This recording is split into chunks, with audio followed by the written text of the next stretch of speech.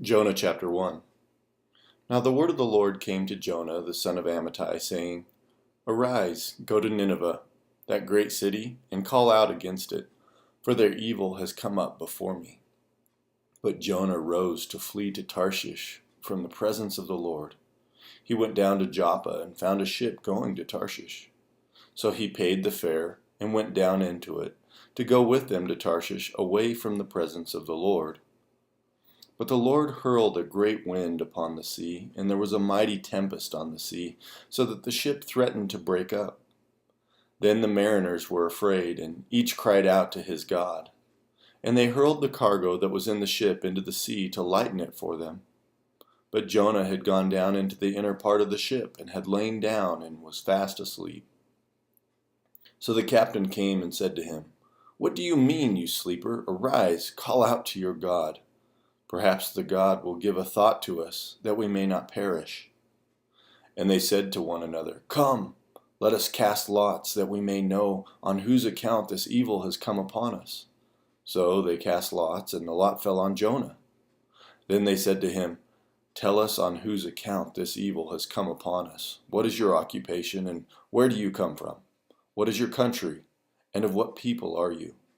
And he said to them, I am a Hebrew, and I fear the Lord, the God of heaven, who made the sea and the dry land. Then the men were exceedingly afraid and said to him, What is this that you have done? For the men knew that he was fleeing from the presence of the Lord, because he had told them. Then they said to him, What shall we do to you, that the sea may quiet down for us? For the sea grew more and more tempestuous. He said to them, Pick me up and hurl me into the sea, then the sea will quiet down for you, for I know it is because of me that this great tempest has come upon you. Nevertheless, the men rowed hard to get back to the dry land, but they could not, for the sea grew more and more tempestuous against them. Therefore they called out to the Lord, O Lord, let us not perish for this man's life, and lay not on us innocent blood, for you, O Lord, have done it as you please. So they picked up Jonah and hurled him into the sea, and the sea ceased from its raging. Then the men feared the Lord exceedingly, and they offered a sacrifice to the Lord, and made vows. And the Lord appointed a great fish to swallow up Jonah, and Jonah was in the belly of the fish 3 days and 3 nights. Jonah chapter 2. Then Jonah prayed to the Lord his God from the belly of the fish, saying, I called out to the Lord out of my distress, and he answered me. Out of the belly of Sheol I cried, and you heard my voice. For you cast me into the deep, into the heart of the seas, and the floods surrounded me. All your waves and your billows passed over me. Then I said, I am driven away from your sight, yet I shall again look upon your holy temple. The waters closed in over me to take my life. The deep surrounded me. Weeds were wrapped about my head. At the roots of the mountains I went down to the land, whose bars closed upon me forever. Yet you brought up my life from the pit, O Lord my God.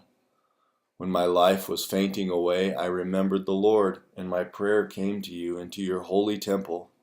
Those who pay regard to vain idols forsake their hope of steadfast love. But I, with the voice of thanksgiving, will sacrifice to you. What I have vowed I will pay. Salvation belongs to the Lord. And the Lord spoke to the fish, and it vomited Jonah out upon the dry land. Jonah chapter 3. Then the word of the Lord came to Jonah the second time, saying, Arise, go to Nineveh, that great city, and call out against it the message that I tell you. So Jonah arose and went to Nineveh, according to the word of the Lord. Now Nineveh was an exceedingly great city, 3 days' journey in breadth. Jonah began to go into the city, going a day's journey. And he called out, Yet 40 days, and Nineveh shall be overthrown. And the people of Nineveh believed God. They called for a fast, and put on sackcloth, from the greatest of them to the least of them. The word reached the king of Nineveh, and he arose from his throne, removed his robe, covered himself with sackcloth, and sat in ashes. And he issued a proclamation, and published through Nineveh, by the decree of the king and his nobles, Let neither man nor beast, herd nor flock taste anything. Let them not feed or drink water, but let man and beast be covered with sackcloth, and let them call out mightily to God. Let everyone turn from his evil way and from the violence that is in his hands. Who knows? God may turn and relent and turn from his fierce anger, so that we may not perish. When God saw what they did, how they turned from their evil way, God relented of the disaster that he had said he would do to them, and he did not do it. Jonah chapter 4. But it displeased Jonah exceedingly, and he was angry. And he prayed to the Lord and said, O Lord, is not this what I said when I was yet in my country? That is why I made haste to flee to Tarshish, for I knew that you are a gracious God and merciful, slow to anger, and abounding in steadfast love, and relenting from disaster. Therefore now, O Lord, please take my life from me, for it is better for me to die than to live. And the Lord said, Do you do well to be angry? Jonah went out of the city and sat to the east of the city, and made a booth for himself there. He sat under it in the shade, till he should see what would become of the city. Now the Lord God appointed a plant, and made it come up over Jonah, that it might be a shade over his head to save him from his discomfort. So Jonah was exceedingly glad because of the plant. But when dawn came up the next day, God appointed a worm that attacked the plant, so that it withered. When the sun rose, God appointed a scorching east wind, and the sun beat down on the head of Jonah, so that he was faint. And he asked that he might die, and said, It is better for me to die than to live. But God said to Jonah, Do you do well to be angry for the plant? And he said, Yes, I do well to be angry, angry enough to die. And the Lord said, You pity the plant for which you did not labor, nor did you make it grow, which came into being in a night and perished in a night.